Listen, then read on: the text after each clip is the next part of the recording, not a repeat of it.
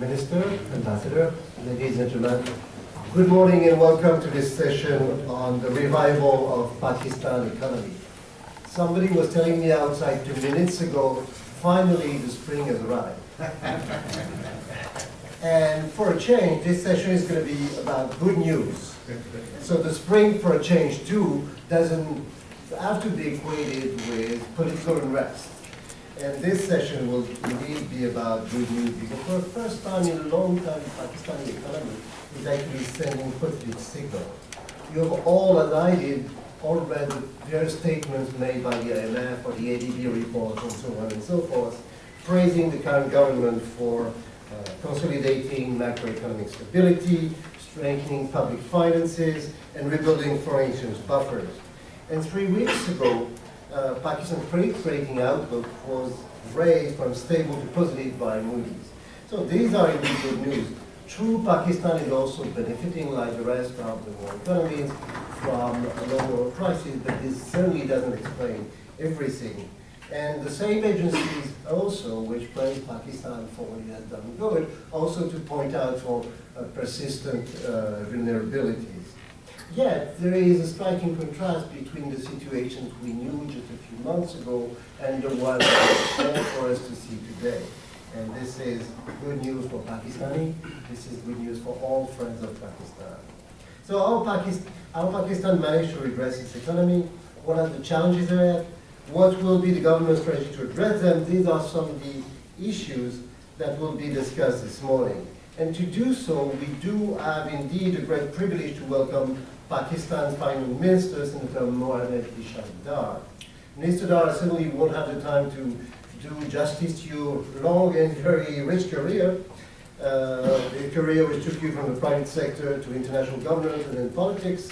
I recall that you were a graduate from the University of Punjab, and by training a chartered accountant, you have some 42 years of professional experience in auditing, financial advising, management, consultancy, business, commerce, and industry.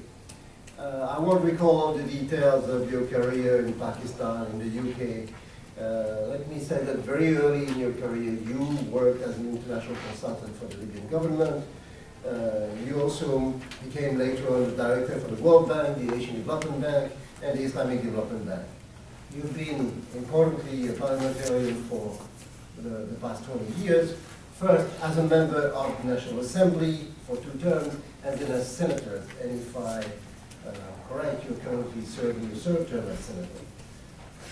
So finally, or not, maybe not finally, you have a long and rich career in government. You first held public office in 1992-1993 as Minister of State and Chief Executive of Pakistan Investment Board.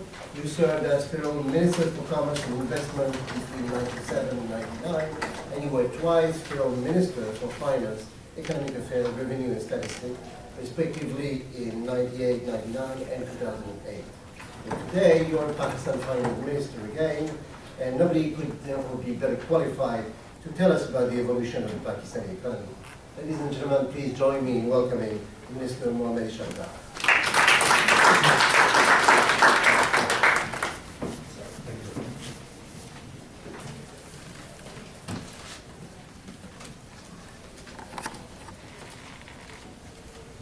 Mr. Host, Ambassador, colleagues, ladies and gentlemen, Assalamu alaikum and very good morning. It is indeed my profound privilege and a great pleasure to join you this morning. Carnegie Institute for International Peace is a global network of policy research operating out of the key world locations: Russia, China, Europe, Middle East, and the United States. It is now for more than a century that the Institute is devoted to advance the cause of peace through policy analysis, new ideas, and direct engagement and collaboration with decision makers in government, business, and civil society. Ladies and gentlemen, soon after the new political party took over in Pakistan in June 2013, I had the pleasure to visit Washington on the annual meetings in October 2013. And in a talk I shared economic challenges Pakistan was facing at the time. Everybody knew that international institutions had stopped doing business with Pakistan. IMF, World Bank, IDA, IBRD, ADB, we all had virtually no external inflows. It was certainly a broken economy. Pakistan was declared negative from stable in 2012. Pakistan banking was great in 2011, the quarter, and internationally Pakistan was declared as a macroeconomic unstable country. We had challenges and we had a plan. The plan wasn't instant or as a consequence of engaging ourselves with IMF for a new program. The plan was already laid in the manifesto on the basis of which our political party contested the general election 2013, of which I was the chairman of the election cell. As leader of the opposition in Senate, before I became the finance minister again, I knew the Pakistan problems and I had a vision under the leadership of Prime Minister Nawaz Sharif that if people of Pakistan give us a chance, what corrective measures and reforms we need to introduce in Pakistan in order to bring structural reforms, introduce stabilization measures and take the economy out of the mess we were in. Let me remind you, some political pundits of the world had predicted, and rightly so, it's a numbers game, that Pakistan would default in June 2014, max, because they had calculated the Pakistan foreign exchange reserves would touch upon less than $8 billion about a year ago. And in June 2014, we would not be able to service loans because the central bank had around $6 billion at that time, and 4.2 billion were to be repaid of the SPA program which the previous government had taken for IMF. So thanks God, we took a new program. We could do it swiftly in days after the budget announcement because we had in our manifesto economic roadmap given in the manifesto. So without even engaging ourselves with IMF, the budget which was presented within a week after I took oath as finance minister in June 2013, the reforms what perhaps IMF could have proposed were already there. So it was easy for us to engage with IMF. They were already there only for Article 4 consultation, a routine visit, obviously. So we engaged them, we offered them, and finally we had got a program in September 2013. As the predictions were, surely the reserves did touch, as I said, it's not a rocket science, did touch last year, just a year before, almost 7.75 billion, the national reserve, which included the commercial banks, 5 billion, which are average on 5 billion at any given time, with a margin of 150 million to 200 plus or minus, and the rest of the 2.7 billion were with central bank of the country. So the predictions were almost, there, that now June 2014, we will have serious trouble. Pakistan will have to go to Paris Club, will have to announce default, etc., etc. So thanks God, the program and the very painful reforms we introduced at a few reforms at a political cost also. We had to lose initially our political capital because reforms are never easy and they are both painful and unpopular. We introduced those reforms and less than 2 years down the line, I think what my host said, the good news of spring are here. Let me share a few of those. The economic growth, which had been average 3% in the last 5 years, first time crossed 4% in 6 years. It was the highest of last 6 years. We had 4.1%. We had continuous discussions with IMF during the program. They were predicting a growth of 2.8% and inflation of 12%, because Pakistan had an average 12% inflation in the last 5 years. We had predicted that the inflation would be around 8.5% and the growth will be over 4%. Thank God, for a change, IMF was defeated, and we got the results. We had 8.6% we closed inflation first fiscal year of our government, and we ended up 8.6%, and the GDP was 4.1%, 4.14% to be precise. So that's the GDP. On inflation, things are working better. Surely the decline in oil prices has contributed, but a tight monetary policy and fiscal reforms actually have also contributed towards lowering the inflation. We have regular review of there is a federal committee which includes the provinces, and we have a very regular review of the commodity prices, the movements, the fluctuations, because in every country and in any society, the hoarders and profiteers are always there, who actually pass on, and we do not have, by the way, a very strong consumers protection society, which you see in the West. So government has to play its due role. For example, when the oil prices decline, if they increase, the increase in all commodities would go beyond the proportionate increase, and when it decreases, it doesn't happen. So you have to push that. So inflation as of now, this year, in March, it was the lowest of 12 years. The CPI was 2.9%. But overall, over the first 9 months of the current fiscal year, up to 31st of March, inflation stands at 5.1%. So last year, when we were fixing the targets with IMF, we had indicated that we would have, God willing, around 7% or lower. So we have 5.1. I see probably we would close the year under 6, surely, inshallah. Tax revenue, few words.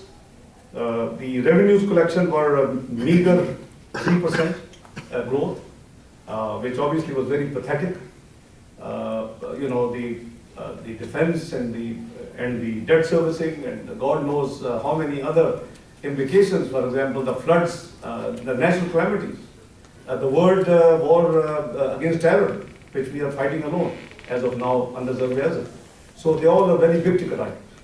So we needed more revenue.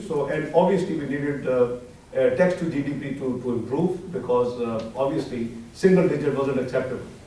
So we had worked hard. We introduced very painful reforms to bring transparency, to bring good governance, to roll back in 3 years all the decades-old concessionary SROs, which gives elite and special institutions and individuals special reliefs. So we have done last year 1/3, and it would give us, we estimated 103 billion rupees of extra revenue, but the actual numbers are confirmed to be better than the targeted numbers.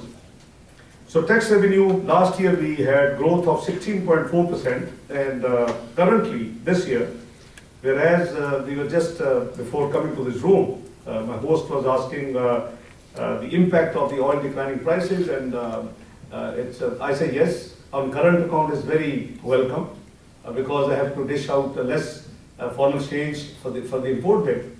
But don't forget that the duties collected is a percentage of the invoice value. So we lost almost 70 billion rupees because of the oil decline prices. We did take some corrective measures to have partial, recovery of those amounts. But obviously, with oil prices decline, with inflation going down, with world commodity prices having a downward trend, obviously we have lost a good amount of revenue. So we are balancing.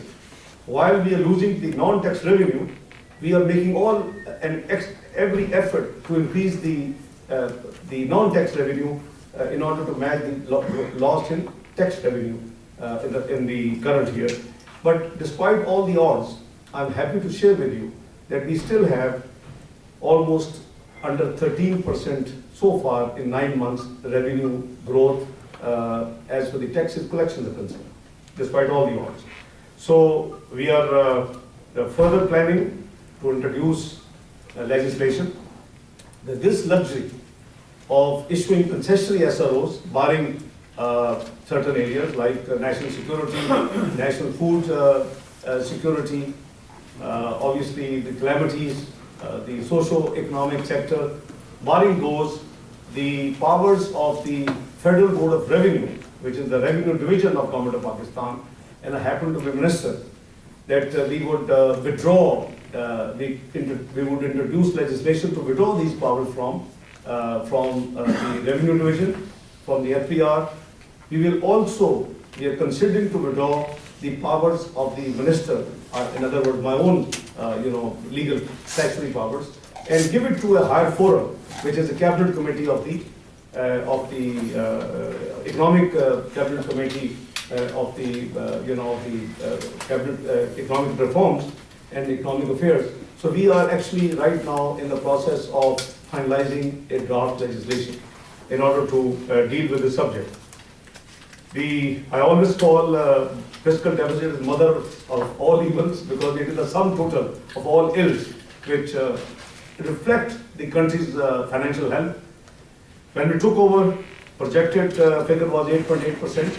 Only we were 3 weeks down the line when the fiscal year was to close. My team and I had to work hard to have very painful cuts in next 3 weeks in order to bring to whatever we could do best, from 8.8 to 8.2%. The first full fiscal year, which ended on 30th of June 2014, we managed to have probably the largest single fiscal cut in the history of Pakistan, from 8.5 to 5.5%. Now this year, the target is 4.9. Despite all the odds, we are very hopeful that we would achieve this target.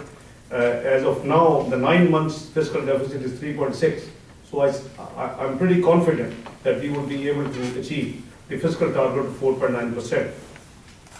As I said, the history tells in Pakistan that whenever there is an adjustment to improve the fiscal deficit, it has always been cut on 2 areas. One, the development spending, and the other one is the social sector, safety net expenditure. We had not compromised on either. Despite achieving 5.5% fiscal deficit for the first fiscal year of this government, we still overspent development expenditure. The budgeted figure was 425 billion, and we actually disbursed 441 billion. Likewise, the social safety net expenditure, it had increased from 34 billion to 40 billion in previous 5 years of the previous government. Within a span of 13 months, through 2 budgets being introduced, we increased the stipend or the supplement income to the poorest of the poor, the most vulnerable segments of Pakistan, by 50%. The stipend was increased from 12,000 to 18,000 rupees per annum, and the number of families, the target family, from around 3 odd million to 5 million families by the end of June this year. So as a consequence, we needed to beef up hugely for this segment, and I think they should have the first right on any fiscal space any country can spare. So we increased from 40 billion, the income support program, to 118 billion within 13 months in the 2 budgets. Now that included 95 billion cash as compared to 30 billion the year before, and 23 billion of non-cash development programs like facilitation of students, free education reimbursement fee, laptops, their skills training, etc., etc. So non-cash expenditure is 23 billion. So we are very much on track. So these 2 areas we did not compromise. We had a very, very strict financial discipline as far as the expenditure side was concerned. Sometimes I feel a lot of difficulty with my own colleagues, but it's a cost worth paying. I don't mind. I make many people unhappy, but I think if you have to follow the financial discipline, that's the only way to move forward. Credit to the private sector has obviously increased tremendously. It rose in the first fiscal year of our government by 10% as compared to a negative growth a year before. But this year, so far, despite all the odds, there is further on the enhanced base, there is a 5% growth in the credit to the private sector. Government borrowing from the central bank at first time perhaps in history, I think central and governor is there and so is finance secretary, The government borrowings have been first time reduced or negative borrowing from the state bank. The stock has been reduced. Now, it's never happened before in our history. We have retired almost 674 billion rupees of the government debt with the central bank. Obviously, that allows and that releases the credit for the other commercial banks and ultimately to the private sector. The balance of payment, few words, in 21 months, the balance of payment, which was last year, we had 2% of GDP as balance of payment. This year, so far, we project that we probably will close almost 1%. Undoubtedly, the decline in oil prices and as a consequence of that, the reduction in the import of oil bill obviously would certainly has helped this particular aspect. Few words on remittances.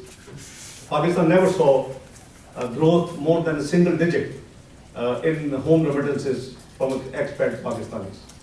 Thanks to the efforts of the central bank and I would say the clearance of the previous dues to the banks, which made them obviously lukewarm, interested to continue to pursue the scheme, Pakistan Remittance Initiative scheme. We have not only cleared the old dues, but also we have given a new policy with effect on 1st of July 2015 in consultation with the Governor State Bank, his team, and the presidents of all banks who are involved. So the results are very, very encouraging.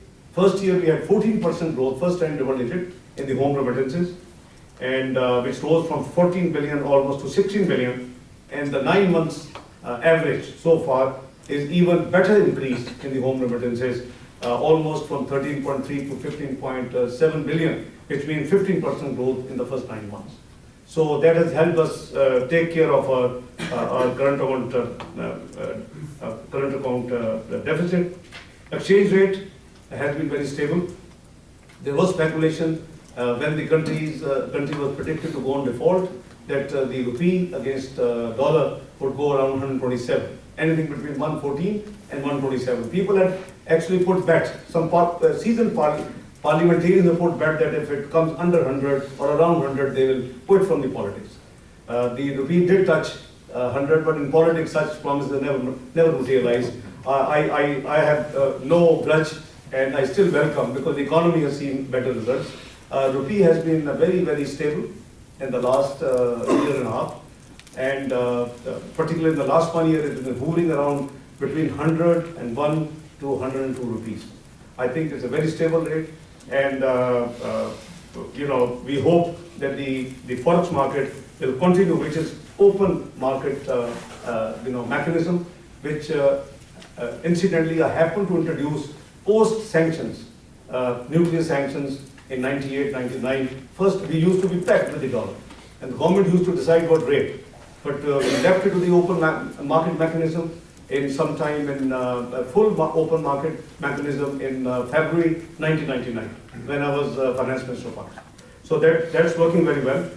State Bank plays its own due role of watchdog, obviously nothing beyond, and the currency has been doing wonderfully well. As for the foreign exchange reserves, as I said last year, the predictions were that we would touch 2.7, which we did in the central bank. Now, today we stand almost close to 17 billion US dollar as of this moment. Now, the entire increase has been in the central bank reserve. The commercial bank continue to be around the ballpark figure of 5 billion. The remaining 12 odd billion dollars are with State Bank of Pakistan. Now, 2.7 billion to 12 billion, that what gives the currency a stability, that what gives the investors confidence, because any investor, if invests in any country and knows that they'll get 15% return, the currency would devalue by over 15. Obviously, it's not a rocket science to go in that country. So I think the stable currency is going to help Pakistan. My target announced for the fiscal year 14 was, for the calendar year 14 was 15 million, which we achieved. For the first quarter of this year, my target was 16, which we achieved almost 2 weeks back. The next target was 17, which hopefully we achieved last night. It was 16.96. So I hope by the time I finish my target, we'll touch 17 million. But the next target, I'm happy to share with you. I want the country reserve to make a record high in this calendar year. And that means once we cross 18.29 billion US dollar reserves in the country, we will create a new record. The previous record was 18.29, and that was with aid and thanks to IMF front loading of the program, 8.5 billion. I haven't got that luxury, by the way, from IMF. So without that luxury, we would, inshallah, this year set this new record, and I think we will, by the year end, we will have even a better position. Few words on the Karachi Stock Exchange. It's doing quite fine. When the election took place, 11th of May 2013, it was under 20,000 index. Today it is 32,000 odd, which means almost 60 odd % increase in the index. In terms of market capitalization, it was 5 trillion when we took the the responsibility of the federal government. Today it is over 7 trillion. That gives around 42% return. In terms of dollars, it was $51 billion, which is today 70 billion US dollar, which means 37% return. I think countries' performance in terms of different stock exchange, the forex market, the macroeconomic indicator seems to be doing fairly well. Now, few things I would like to share with you. These are the actual facts which force the institutions to do and say the spring has come. So, I'm glad things are moving fine. But let me tell you, Pakistan was known as a 1 or 2 tranche country. It never crossed more than 2 tranches. It is the first time we have successfully, I don't call it tranche country, I said reform and implementation, I link it with that. So we have crossed the 6th level of reforms agenda. The 6th tranche to me means the 6th level of reform agenda we have introduced. We are now ready for the 7th review for the quarter ended 31st of March, and the review would be first week of May, and all agreed targets are on the spot. By the way, last review, the 6th review, it was the music to many years that Pakistan first time asked for no waivers, and we hope this time too we don't have to ask any waivers. So it's good for the country because we hope that for a change, Pakistan should cross and complete all 12 levels of the reforms it intends to introduce. The second good news, as a consequence of our doing reasonably well, all international institutions, IDA, World Bank, and Asian Development Bank, etc., they're all back in business with us. We were delisted we were dequalified to avail the IBRD facility in 2011-12 because the country's macroeconomic indicators had gone that bad and the reserves of the central bank had gone to an extent where we did not qualify anymore to be doing business with International Bank for Reconstruction and Development. In February, after having seen all macroeconomic indicators improve, our reserves going beyond what is expected 2.5 months of import bill, we have received communication from the World Bank that IBRD would be happy to do business again with Pakistan, which means in 4 years, Pakistan can access $2 billion of project financing from IBRD. I'm sure most of you know that when I spoke in October 13, I said we will go back to international capital market, we'll go back to international equity market, we'll go back to international scoop market. All things have happened already very successfully. We went in April 14 to the international sovereign paper market, and Pakistan had huge success. We were 14 times oversubscribed. We were offered 7 billion, we picked only 2 billion. In November 14, we went back in Sukuk market and we had 5 times oversubscription, and we decided to pick only $1 billion. I'm frequently asked. I had a few hours stopover yesterday in London, and the London stock market and many other investors, fund houses, they were very keen to know what is Pakistan Future Program. I said we will retain our existence and presence in all these markets on a perpetual basis. I said in this fiscal year, we would not go back to the market, but the fiscal year beginning 1st of July 2015, expect us to be back in the sovereign as well as the scoop market again, inshallah. So these are the few things on the bonds and equity market. That is obviously also important from the privatization plan point of view, that we have to divest some shares in PPL, in Habib Bank, in UBL. All transactions have been successfully concluded. The latest being the Habib Bank, and I'm grateful that institutions like IFC, CDC, and many other institutions, the total value of the shares we were holding was 619 million shares roughly. And on a lighter note, I can share with you, these advisors keep scaring any finance minister of the country when he goes for an issue. When I went in November 14 for Skook, and there was the crypto dharna was still in Pakistan, sit-in was on because it went off in December 2014, to be precise, 17th of December. So they were scaring me in London. Please increase the coupon, increase this, and this will happen. You will not have more than 500, 600. So I said, please trust me, don't worry. Now, some members of my cabinet committee on privatization sitting here, particularly Secretary Finance, in the second last meeting of the cabinet committee on privatization just last week, they were again scaring me. They said, just keep the transaction 250 million shares, not beyond, if you want to see success. Fix the floor price at 160. With all due respect, I vetoed. But everybody goes along with me, by the way. I don't veto, I suggest. And my suggestion is very happily accepted.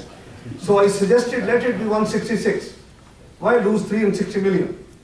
And I was very confident. And the advisors, who were from Europe and transactions, obviously it is their profession. They want the transactions to be a successful one, even if you give it free.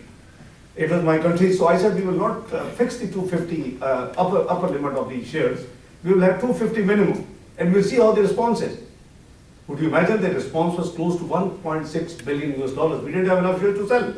So we have offloaded the entire shareholding. We got $1.02 million equivalent, 764 million of the forex, and the remaining 26 billion rupees in rupees.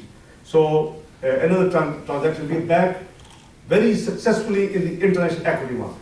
So the team of London Stock Exchange met me. They're very happy to do business with Pakistan. They are looking toward more transactions from Pakistan. So I think it's a good omen for my economic team, and this is really a very positive thing. We are, by the way, given as a consequence of all these backcoming in the different markets, we were given IFR 2014 Award of the Year. Issuer of the Year award was given to Islamic Republic of Pakistan, which our Consul General collected received in Hong Kong. As promised in October 13, that we will roll out the latest technology in Pakistan. As for the IT is concerned, country had been facing and waiting for the last 4 years. We successfully rolled out 3G and 4G technology, and also collected $1.18 billion.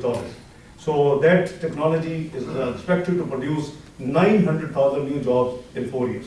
And country is already experiencing the latest technology, 3G, 4G. I always thank the former state secretary, Hillary Clinton. When I was leader of the opposition, she had a statement. And she said, why should we pay or help if Pakistani parliamentarians do not pay their taxes? Obviously, that comment was based on report from our own media, and it was true. That day, I decided that if I get a chance third time to be finance minister, this directive will be issued regularly. I have already issued last year parliamentarian tax directive. We have issued just on 10th of April the second directive. I received complimentary letters from different finance ministers, including Justin Greening, the Secretary of State of UK, and also on the lighter note highlighting that you are making our life difficult now. we might have to also issue our parliamentarian tax directive. We were the fourth country which has issued it. We have enhanced our tax base already from 700,000 taxpayers 2 years ago. They have already reached close to 875,000. The target is 100,000 increase of taxpayers, 12% per annum. So we have another 3 months to go. We hope that the taxpayers will reach this 900,000 figure. As I said, Pakistan was great. The Pakistan banking sector, almost 4 years. We had to work hard. I had to extensively interact with the FATF as well as US Treasury, and I'm glad to share with you that having taken the appropriate actions, including certain legislative measures, Pakistan has been removed from the grey list as far as the banking sector is concerned. So we have, we have been working almost on all the negative areas which gradually have turned into positive. I'm sure you are sitting in US, must be more up to date than myself. Bloomberg has a good story to tell about Pakistan. They had interviewed me yesterday also.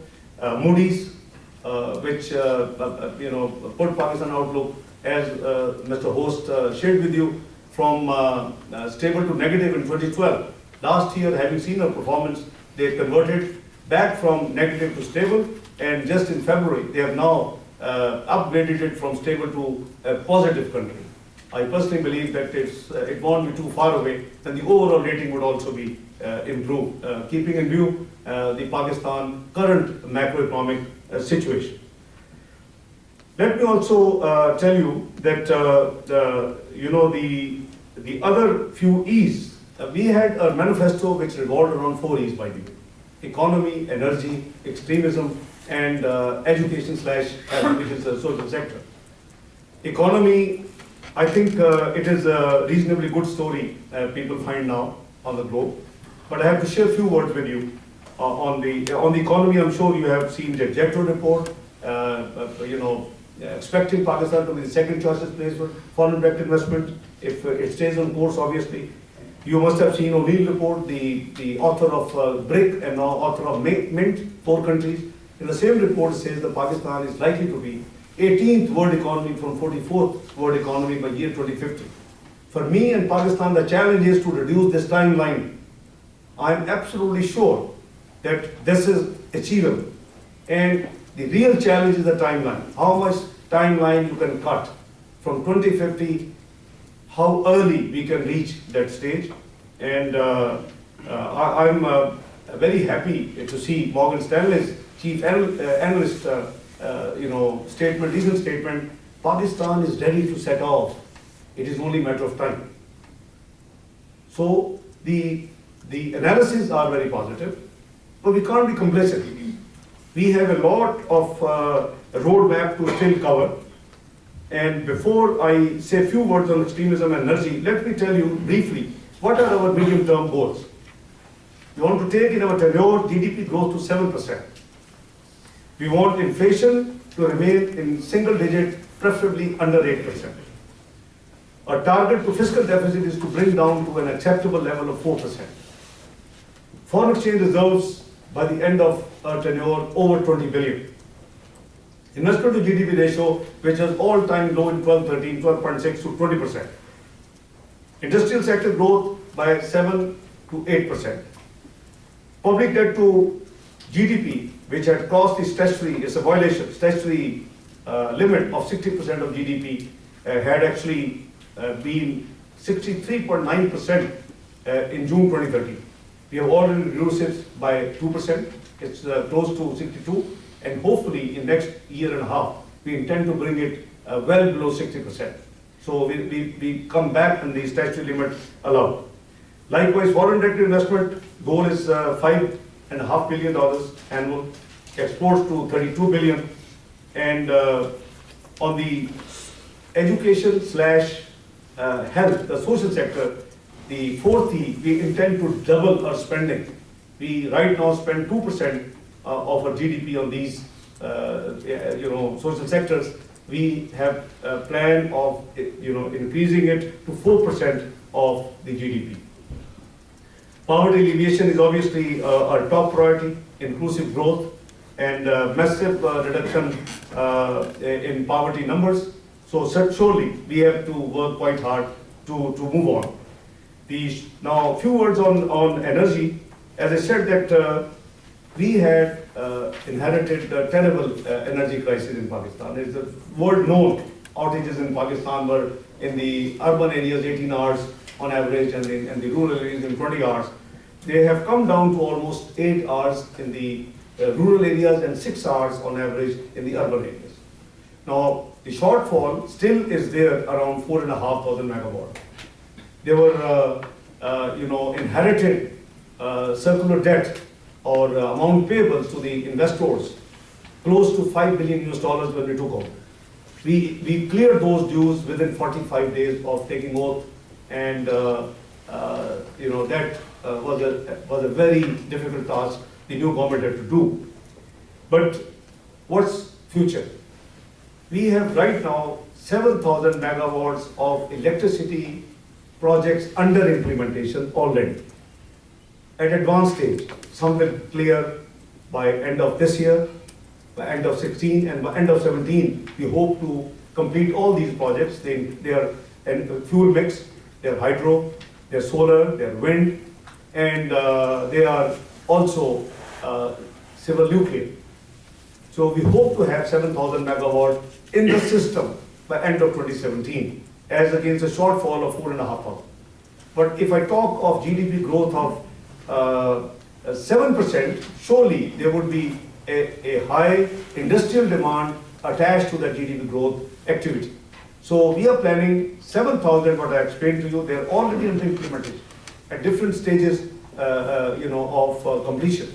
But we have decided to add 3,600 megawatt of LNG-based electricity generation, which you can actually complete and start generation within 2 years. So that's again the target is end of 17. So 7,000 plus 3,600, that's the safest number. There are other schemes being worked on. There are certain projects based on coal which are being financed by China investment authorities and the institutions. But I am talking the numbers which are almost 100% sure. So with these 10,000 megawatt, we would be able to take care of the energy issue. On the extremism, we are committed, not only for Pakistan, but for the region and the global peace. And it's not a war which is cost-free. We are right now having surveys of operations in Pakistan. Successes are huge, and Pakistan has been able to clear sanctuaries, destroy their ammunition, kill very high value hundreds of targets. But obviously this war we are fighting on our own. It's not as I said, small ticket item. Its operational expenses are close to $450 million. It's reinforcement of certain, the stock and the human resource is about $500 million. And the TDPs, the people who have been displaced as a consequence of these operations, will cost us their rehabilitation, reconstruction of the schools, the colleges, the roads, the infrastructure would cost us $800 million.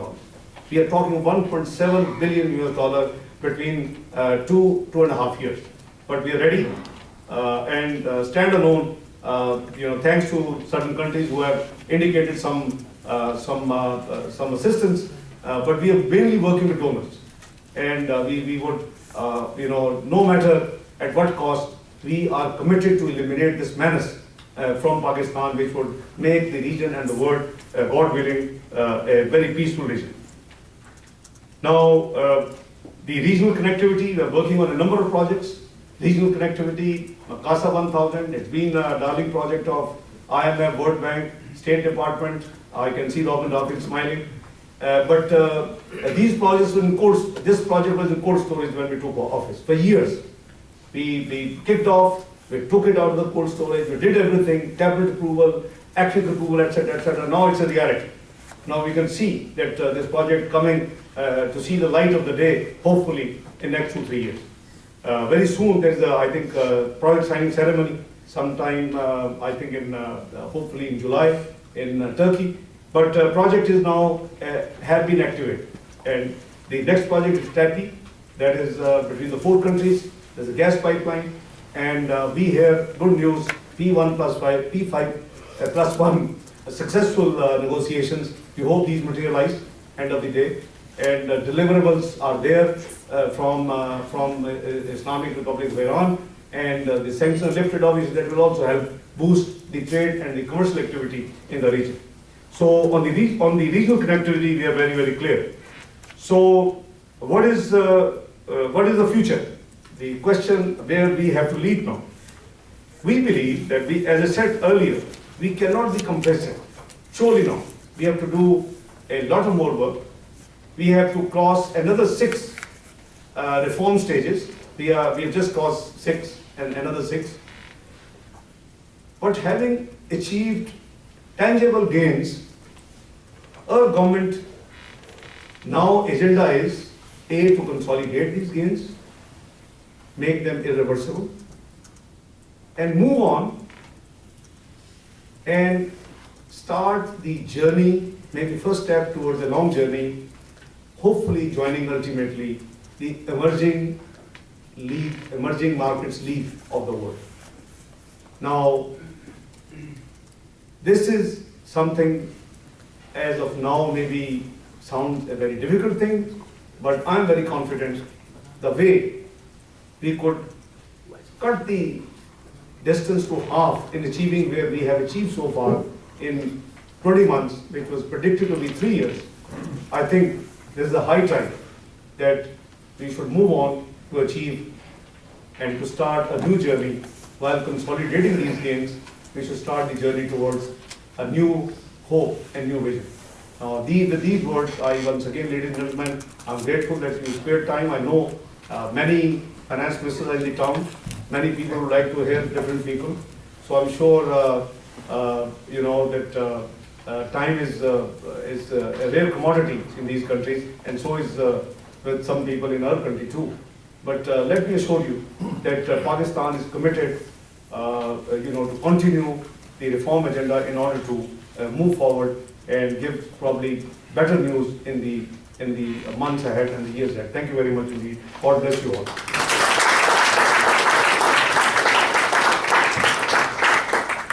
Thank you very much, Minister. That was not just spring, that was obviously cherry blossom. Before we move to the audience, I'd like to ask you one technical, almost technical question, which is related to